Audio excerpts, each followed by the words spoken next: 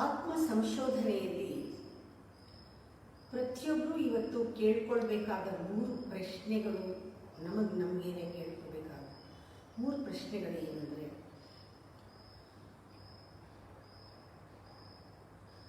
ನನ್ನನ್ನು ಹಾಳು ಮಾಡುವಂತಹ ಕೆಲಸನ, ನನ್ನನ್ನು ನಾಶ ಮಾಡುವಂತಹ ಕೆಲಸನ ನಾನು ಯಾಕೆ ಮಾಡಬೇಕು? ನಾನು ಹಾಳಾಗೋ ಕೆಲಸ ನಾನು ಯಾಕೆ ಮಾಡಬೇಕು ಅನ್ನೋ ಪ್ರಶ್ನೆ. ಎರಡನೇದು, ನನ್ನ ಆರೋಗ್ಯ ಕೆಡುವಂಥ ಆಹಾರವನ್ನು ನಾನು ಯಾಕೆ ಸೇವಿಸಬೇಕು? ಮೂರನೇ ಪ್ರಶ್ನೆ, ನನಗೆ ಸಂತೋಷ ಸಿಗದೇ ಇದ್ದರೆ, ನನಗೆ ಸಂತೋಷ ಸಿಗದೇ ಇರೋದು ನನಗೆ ಯಾಕೆ ಬೇಕು? ನನಗೆ ಆನಂದ ಸಿಗದೇ ಇರೋದು ಯಾಕೆ ಬೇಕು ನನಗೆ? ಈ 3 ಪ್ರಶ್ನೆಯನ್ನು ನಾವು ಕೇಳಿಕೊಂಡಾಗ ನಮಗೆ ಗೊತ್ತಾಗುತ್ತೆ ನಾವು ಆರೋಗ್ಯಕರವಾದ ಆಹಾರಕ್ಕೂ ರುಚಿಯಾದ ಆಹಾರಕ್ಕೂ ಇರೋ ವ್ಯತ್ಯಾಸ ನಮಗೆ ಗೊತ್ತಾದಾಗ. ಏನು ಅಜಗಜಾಂತರ ವ್ಯತ್ಯಾಸ ಇದೆ ರುಚಿಯಾದ ಆಹಾರಕ್ಕೂ ಆರೋಗ್ಯಕರವಾದ ಆಹಾರಕ್ಕೂ. ಹಾಗೆ ರುಚಿಯಾದ ವಿಚಾರಗಳಿಗೂ ಆರೋಗ್ಯಕರವಾದ ವಿಚಾರಗಳಿಗೂ ಅಷ್ಟೊಂದು ಅಜಗಜಾಂತರ ಇದೆ.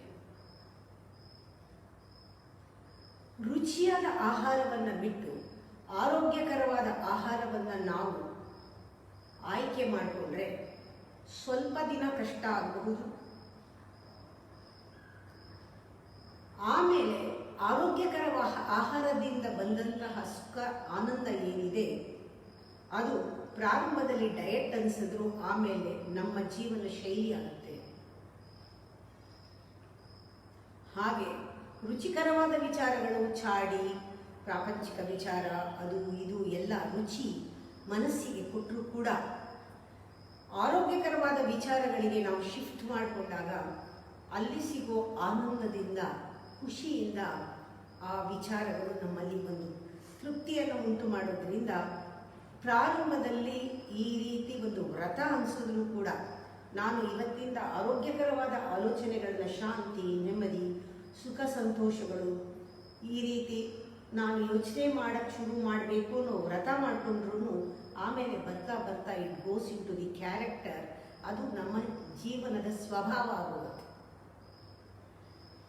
ಆಹಾರ ಏನಾದರೂ ರುಚಿಕರವಾದ ಜಾಸ್ತಿ ತಿಂದಾಗ ತೊಂದರೆ ನಮಗೆ ಆಗಿ ನಮ್ಮ ನಾಶ ಆಗಬಹುದು. ಆದರೆ ಅದೇ ರೀತಿ ವಿಚಾರಗಳು, ರುಚಿಕರವಾಗಿರೋ ವಿಚಾರಗಳನ್ನು ನಾವು ತಿಂದ್ಕೊಂಡಾಗ, ಬೇಡದ್ದೆಲ್ಲ ತಿಂದ್ಕೊಂಡಾಗ ಬರೀ ನಮಗೆ ಮಾತ್ರ ನಾಶ ಅಲ್ಲ, ನಾವು ಮಾತ್ರ ನಾಶ ಅಲ್ಲ, ನಾವು ಪ್ರಪಂಚಕ್ಕೂ ಕೂಡ ಅದನ್ನೇ ಹರಡ್ತೀವಿ.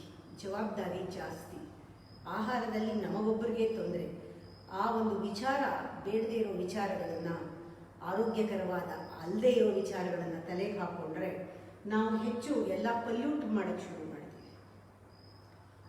ಇದನ್ನು ನಾವು ನೆನಪಿನಲ್ಲಿ ಇಟ್ಕೊಂಡಾಗ ಇವತ್ತು ಈ ಅಟ್ಮಾಸ್ಫಿಯರ್ನಲ್ಲಿ ಎಷ್ಟೊಂದು, ಈ ಗಾಳಿಯಲ್ಲಿ, ಈ ವಾಯುಮಂಡಲದಲ್ಲಿ, ಈ ಮನೋಮಂಡಲದಲ್ಲಿ ಎಷ್ಟೊಂದು ನೆಗೆಟಿವ್ ವೈಬ್ರೇಷನ್ಸ್ ಎಷ್ಟು ಪ್ರಪಂಚದಲ್ಲೆಲ್ಲ ಹರಡಿಕೊಂಡಿದೆ. ಮೊದಲು ಇಷ್ಟೊಂದು ಇರಲಿಲ್ಲ. ಎಲ್ಲೋ ಯಾವುದೋ ಹಳ್ಳಿನಲ್ಲೋ ಯಾವುದೋ ಊರಲ್ಲೋ ಏನಾದರೂ ಒಂದು ದುಃಖನೋ ಅನಾರೋಗ್ಯನೋ ಏನಾದರೂ ನಡೆದರೆ ಒಂದು 5-6 ಜನಕ್ಕೋ ಆ ಹಳ್ಳಿಗೋ ಅಷ್ಟೇ ಜನಕ್ಕೋ ಅಲ್ಲಿಗೆ ಮುಗಿದೋಗ್ತಾ ಇತ್ತು. ಅವನೇನಾದ್ರು ಗಣ್ಯ ವ್ಯಕ್ತಿ ಆಗಿದ್ದರೆ ಪೇಪರ್ನಲ್ಲಿ ಬರೋದು, ಪೇಪರ್ ಓದೋರ್ಗೆ ಮಾತ್ರ ಗೊತ್ತಾಗ್ತಿತ್ತು. ಅದು ದೊಡ್ಡ ವಿಚಾರ ಆದರೆ BBC-ನಲ್ಲೇ ಬರಬೇಕಾಗಿತ್ತು. ಆಮೇಲೆ TV ನೋಡೋರಿಗೆ ಗೊತ್ತಾಗ್ತಿತ್ತು. ಈಗೇನಾಗಿದೆ, ಎಷ್ಟೋ ಸಾಂಕ್ರಾಮಿಕ ರೋಗಗಳು, ಎಷ್ಟೋ ತೊಂದರೆಗಳು, ನೋವುಗಳು ಪ್ರಪಂಚದಲ್ಲಿ ಯಾವ ಮೂಲೆಯಲ್ಲಿ ಆಗ್ತಿದ್ರೂ ಕೂಡ ಇಷ್ಟೊಂದು ಭಯಾನಕವಾಗಿರಲಿಲ್ಲ. ಅಲ್ಲೇ ಮುಗಿದು ಹೋಗ್ತಿತ್ತು. ಈಗ ಕೈಯಲ್ಲಿ ಪ್ರತಿಯೊಬ್ಬರಿಗೂ ಫೋನ್ ಇರೋದ್ರಿಂದ 5 ನಿಮಿಷದಲ್ಲಿ ಇದು ಪ್ರಪಂಚದಾದ್ಯಂತ ಇಂಥ ವಿಚಾರಗಳೆಲ್ಲವೂ ಕೂಡ ಹರಡ್ಕೊಳ್ಳುತ್ತೆ. ಎಲ್ಲ ಅಟ್ಮಾಸ್ಫಿಯರ್ನಲ್ಲಿ 2 ನಿಮಿಷದಲ್ಲಿ, 5 ನಿಮಿಷದಲ್ಲಿ ಪ್ರಪಂಚಕ್ಕೆಲ್ಲ ಗೊತ್ತಾಗತ್ತೆ. ಹಾಗಾಗಿರೋದ್ರಿಂದಲೇ ಕರೋನಾ ಇದೆಲ್ಲ ಇಲ್ಲದೆ ಇದ್ದರೆ ಎಲ್ಲ ಸಾಂಕ್ರಾಮಿಕ ರೋಗಗಳು ಬಂತು ಹೋಯ್ತು ಹೋಗ್ತಾ ಇತ್ತು. ಒಂದು ಭಯವನ್ನು ಈ ಸೃಷ್ಟಿ ಮಾಡಿದ್ದಕ್ಕೆ ಕಾರಣ ಫೋನುಗಳು, ಮೆಸೇಜ್ಗಳು, ಅದನ್ನು ಶೇರ್ ಮಾಡೋದು, ಎಲ್ಲರಿಗೂ ಮನಸ್ಸು ಹಾಳು ಮಾಡೋದು, ಹೀಗೆ ಎಂಥ ಒಂದು ಈ ಒಂದು ಭಯದಲ್ಲೇ ಎಷ್ಟೊಂದು ಸಾವುಗಳಾಯಿತು. ಮೊದಲು ಹೀಗಿರಲಿಲ್ಲ, ಎಷ್ಟೋ ಕಾಯಿಲೆಗಳು ಬಂತು ಹೋಯಿತು, ಆದರೆ ಇಷ್ಟು ಸೀರಿಯಸ್ ಆಗಿ ಆಯಿತು. ಯಾಕೆ ಅಂದರೆ ವಾತಾವರಣ ಎಲ್ಲ ಕಲುಷಿತವಾಗಿದ್ದು ಈ ಸುದ್ದಿಗಳಿಂದ, ಅದು ಸುದ್ದಿ ಹರಡಿಕೊಳ್ಳೋದ್ರಿಂದ. ಈಗೇನು ಮಾಡಲ್ಲ, ಇವತ್ತು ಏನು ಮಾಡೋಕ್ಕಾಗಲ್ಲ, ಇವತ್ತಿಗೆಲ್ಲ ಹಾಗೆ ಸ್ಪ್ರೆಡ್ ಆಗ್ತಾ ಇದೆ, ನಿಲ್ಸೋಕ್ಕೆ ಆಗ್ತಾ ಇಲ್ಲ. ಈ ಕಲೆಕ್ಟಿವ್ ಮೈಂಡ್, ಮನುಷ್ಯರ ಮನಸ್ಸು ಯಾವ ರೀತಿ ಸುದ್ದಿಗಳನ್ನು ಹರಡುತ್ತೆ ಅಂದರೆ ಕೆಟ್ಟ ಸುದ್ದಿಗಳನ್ನು ಬೇಗ ಹರಡುತ್ತೆ. ಒಳ್ಳೆಯ ಥರ ಕಾಣಿಸೋ ಸುದ್ದಿಗಳು ಬರುತ್ತೆ, ಒಳ್ಳೇದು ಮಾತ್ರ ಬರಲ್ಲ. ಒಳ್ಳೇದು ಅಲ್ಲದೆ ಇರೋದು, ಒಳ್ಳೇದನ್ನು ಕಾಣೋದು, ಎಕ್ಸಾಜುರೇಟ್ ಮಾಡೋದು, ಕೆಟ್ಟದ್ದಂತೂ ಬಂದೇ ಬರುತ್ತೆ. ಒಳ್ಳೇದನ್ನು ಕಾಣುವಂಥದ್ದು ಬರುತ್ತೆ, ಅಂತೂ ಒಳ್ಳೇದು ಬರೋದೇ ಇಲ್ಲ, ಸಾಧ್ಯವೇ ಇಲ್ಲ ಕಲೆಕ್ಟಿವ್ ಮೈಂಡ ಬರಬೇಕಾದ್ರೆ. ಆದರೂ ಕೂಡ ಇವೆಲ್ಲವೂ ಕೂಡ ಪೆರಿಫೆರಿನಲ್ಲಿರೋದು, ಓಡಾಡ್ತಾ ಇರೋದು, ಇಷ್ಟೆಲ್ಲ ನಮಗೆ ತೊಂದರೆ ಆಗ್ತಾ ಇದೆ. ಇದು ಕಂಟೇಜಿಯಸ್ ಆಗಿದೆ, ಆದರೂ ಇದಕ್ಕೆ ಯಾವುದೂ ಬೇರಿಲ್ಲ, ಗಾಳಿ ಗೊಬ್ಬರ ಥರ ಓಡಾಡ್ತಾ ಇದೆ. ಆದರೆ ನಮ್ಮ ಜವಾಬ್ದಾರಿ ಪ್ರತಿಯೊಬ್ಬರೂ ಕೂಡ ನಾವೇ ಅದಕ್ಕೆ ಒಂದು ಮೂಲ ನಿಂತ್ಕೊಳ್ಬೇಕು. ಪಾಸಿಟಿವ್ ವೈಬ್ರೇಷನ್ ಅಂದರೆ ಬರೀ ಒಳ್ಳೆಯದು ಕೆಟ್ಟದ್ದಲ್ಲ, ಅದಕ್ಕೆ ಮೀರಿದ್ದು ಆ ಬುಡ, ಆ ಬೇರು ನಮ್ಮಲ್ಲೇ ಇದೆ. ನಾವು ಪ್ರತಿನಿತ್ಯವೂ ಕೂಡ ಒಳ್ಳೆಯ ವಿಚಾರಗಳನ್ನು ಮನಸ್ಸಿನಲ್ಲಿ ಆಲೋಚನೆ ಮಾಡ್ತೀವಿ ಅಂತ ನೀವು ಬರೀ ಒಳ್ಳೆಯ ವಿಚಾರವನ್ನೇ ನಿಮ್ಮ ಜೀವನದ ಶೈಲಿಯಾಗಿ, ನಿಮ್ಮ ಕ್ಯಾರೆಕ್ಟರ್ ಕ್ವಾಲಿಟಿಯಾಗಿ ಶುರು ಮಾಡಿಕೊಂಡ್ರೆ ನಿಮ್ಮ ಸುತ್ತ ಒಳ್ಳೆಯ ವಾತಾವರಣ, ನಿಮ್ಮ ವಾತಾವರಣದಲ್ಲಿ ಯಾರು ಬಂದರೆ ಅವ್ರಿಗೆ ಒಳ್ಳೆಯದಾಗೋದು, ಏನು ನಿಲ್ಲದೆ ಹರಡಿಕೊಳ್ತಾ ಇದ್ದರೆ ಆಟೋಮ್ಯಾಟಿಕ್ ಆಗಿ ಗಾಳಿನಲ್ಲಿ ಬಂದು ಹೋಗೋ ಸುದ್ದಿ ತಾನೇ ಮರೆತು ಹೋಗುತ್ತೆ. ಹೀಗೆ ಒಬ್ಬರಲ್ಲ, ಎಲ್ಲರೂ ಮಾಡ್ತಾ ಇರಬೇಕು. ಈ ಜಾಗದಲ್ಲಿ ಮಂಡಲ ಪೂಜೆಯಲ್ಲಿ ಒಳ್ಳೆಯ ವಿಚಾರಗಳನ್ನು, ಒಳ್ಳೆಯ ವಿಷಯಗಳನ್ನು, ಒಳ್ಳೆಯ ವೈಬ್ರೇಷನ್ನ ಈ ಮಂಡಲ ಪೂಜೆಯಲ್ಲಿ ಕೊಡ್ತಾ ಇರೋದ್ರಿಂದ ಈ ಅಟ್ಮಾಸ್ಫಿಯರ್ನಲ್ಲಿ ಎಂಥ ಬ್ಯೂಟಿಫುಲ್ ವೈಬ್ರೇಷನ್ ಇದೆ. ಇಲ್ಲಿಗೆ ಬಂದಾಗ ಎಷ್ಟೋ ನೆಗೆಟಿವ್ ವೈಬ್ರೇಷನ್ ಇದ್ರೂ ಕೂಡ ಇಲ್ಲಿಗೆ ಬಂದರೆ ಆಟೋಮ್ಯಾಟಿಕ್ ಆಗಿ ಹೀಲ್ ಆಗುತ್ತೆ. ಇದನ್ನು ಹೀಲಿಂಗ್ ಅಂತಾರೆ.